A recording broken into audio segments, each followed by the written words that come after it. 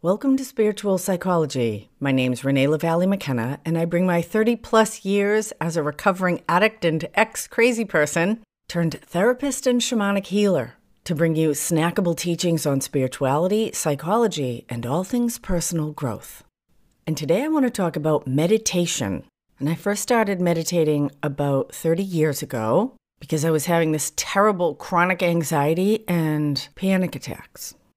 And I only turned to meditation because I was completely desperate and had already tried everything else that I could think of. And the benefit of pain, and fear is absolutely a kind of pain, is that it makes us really open-minded and willing to go outside our comfort zone and try new and different things. And so I was driven to meditation out of desperation, and I have to say it worked. I went to a weekly meditation group for a couple of years. It was very simple, 20 minutes, silent sitting, and then we would share our experience after for about half an hour. There was very little structure to the meditations. In fact, different people would lead the group and make different suggestions. So I experimented with repeating a word or a phrase over and over while I was meditating, counting my breath, different visualizations. And I can't say that one technique was more effective than the other, but my anxiety began to dissolve away. And in its place came a sense of connection, groundedness, and a sense of well-being or trust in the process of my life that I had never really felt before.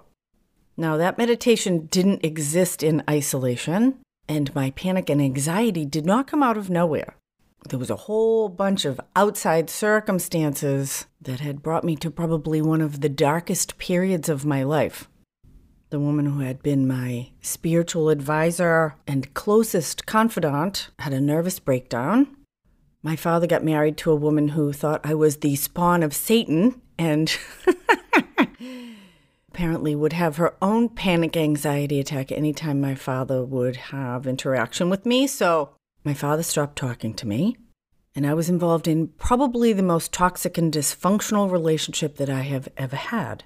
I was deep in credit card debt. I had my own business, and I was desperately and codependently trying to save a whole bunch of other people and unable to save myself. And rarely do things happen in isolation in a human life, so concurrent with my meditation practice came a willingness to really look at my own life and my part in it. And my desire for emotional relief took precedence over my desire to control everything. And ultimately, as it always does, the universe provided exactly what I needed for the next steps on my path. And I found a new spiritual advisor.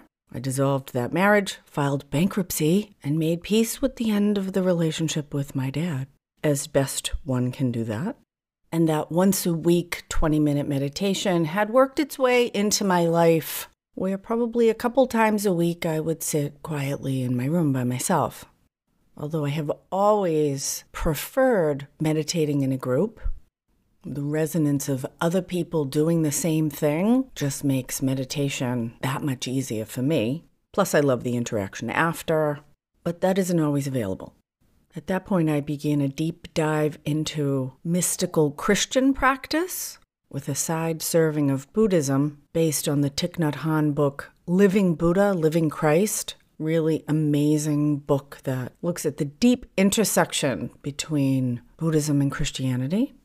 Actually, through that book, I came to go on a 3-week silent retreat with Thich Nhat Hanh and was introduced to a whole bunch of different kinds of meditation. Walking meditation, one of my all-time favorites. Eating meditation. Tea ceremony meditation. And the example and teachings of this brilliant little Buddhist monk, Thich Nhat Hanh, and his monks and nuns. They brought the whole Plum Village community over to Vermont for a month. And the idea that life could be a meditation, that everything we do is an expression of our spirit into the world. And the more mindful we are about how we move, what we say, the actions we take, and the choices we make, determines the quality of our life and our experience of it. So I find that people often have a very limited idea of what it means to have a spiritual practice, and meditation in particular. Probably my favorite definition of meditation is the idea that prayer is talking to God and meditation is listening. And you can substitute whatever word you use for source for the God. And certainly there are many ways to practice meditation. And there are practitioners and teachers in each of those varied traditions, I'm sure, that will tell you that their way is the best way. And maybe it is the best way for them. But I think there's as many ways to meditate or commune with the larger consciousness system as there are people on the planet. And I was told in the early days that if you can sit still with the intention of being present, communing, or bringing your awareness deeper into yourself, then that is meditation. And certainly you might be able to measure different brain waves. And some might say that's a good meditation or a bad meditation. And unless you reach some certain specific state, it's not really meditation. And I think that's a bunch of bullshit. Because on the higher levels of consciousness, there are no secrets in the universe. Because we are permanently and inextricably connected and a part of this web of life. And the mere intention or desire to develop, to heal, to elevate ourselves, to listen, to turn inward, to be more present or connect is met by the life force with a resounding hooray. And the God or goddess of my understanding meets us exactly where we are, because we can't be anywhere else. And wherever we are in our emotional, mental, spiritual, energetic, or physical state, however elevated or depraved we may judge that to be, there is no hierarchy in spiritual practice. In fact, the more we practice, the more the hierarchy dissolves. And we experience both the truth of universal connection and the personal mystical experience that the universe cares about each one of us individually as well. Just like our body cares for each one of its cells. Because when each cell is healthy, the whole body is healthy. And there is a mysterious feedback loop, not dissimilar to cells in a body. And the larger system is listening. And meditation is a different way to plug into that system, from my perspective. For some, it might be understood as dropping below the intellect. And for some, it might be seen as elevating or resonating above the level of the intellect or rational mind. But for me, meditation is essentially a way to plug in, like a smartphone or desktop connected to the internet.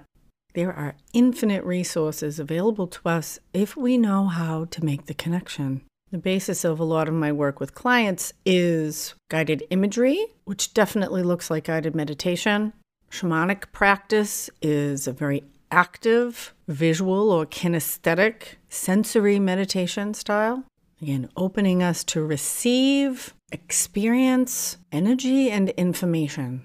Now, silent sitting meditation, which a lot of people see as someone sitting in lotus position with their legs crossed and their fingers touching in a mudra, which is a totally valid and ancient way to meditate, is only one way to do silent meditation. I feel very lucky. There's a Zen center here in San Francisco that has a beautiful meditation space and free community meditations that I absolutely love. You sit on a cushion or a chair facing a blank wall with 20 or 40 or 60 other people silently in the room. It's beautiful. And silent sitting has a very digestive quality to it. I often feel that my mind is able to release and kind of expel a lot of extraneous experience, feelings, and information that it's taken on that I don't even know about, and often opens me to a more inspired, connected way of being. One thing I have noticed when I'm in a period of practicing meditation regularly is that the level of serendipity or inspired coincidence in my life seems to go up. I did a podcast on synchronicity, number 71, if you want to learn more about that. Synchronicity is another word for serendipity. And when I started meditating by myself, I used to lay on the floor with my knees bent up so I didn't fall asleep. But it was comfortable, and I could lay there for about 5 minutes. And that was an excellent start. And again, there are those who would say that's not meditation. And I've met people who have developed their own spiritual ego, radical meditators who take pride in the amount of time they can sit. They want to meditate better than other people. You sit long enough, that'll dissolve. And some of my favorite meditation is to just sit with a candle and a notebook and just see what wants to come up and out or through. Sometimes art comes out. It's how I decide what I'm going to talk about for my podcasts often. Opening up that channel. My spiritual practice over the last few years has been primarily shamanic or ritual. And I had kind of fallen out of a silent sitting meditation practice. And I recently did a multi-day training on Vedic meditation, which is another iteration of the very popular practice transcendental meditation. And I became interested in that practice because I had a client who happened to be a crackhead who was pretty disorganized and having a lot of trouble telling the difference between speed-induced psychosis and paranoia and reality.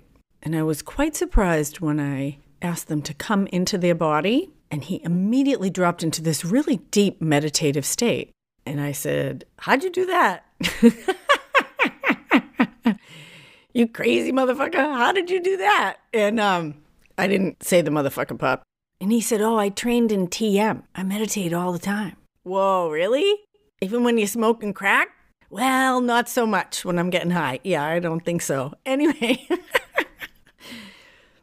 God bless the sick and suffering. And drugs and alcohol are their own attempt at meditation for many, many people.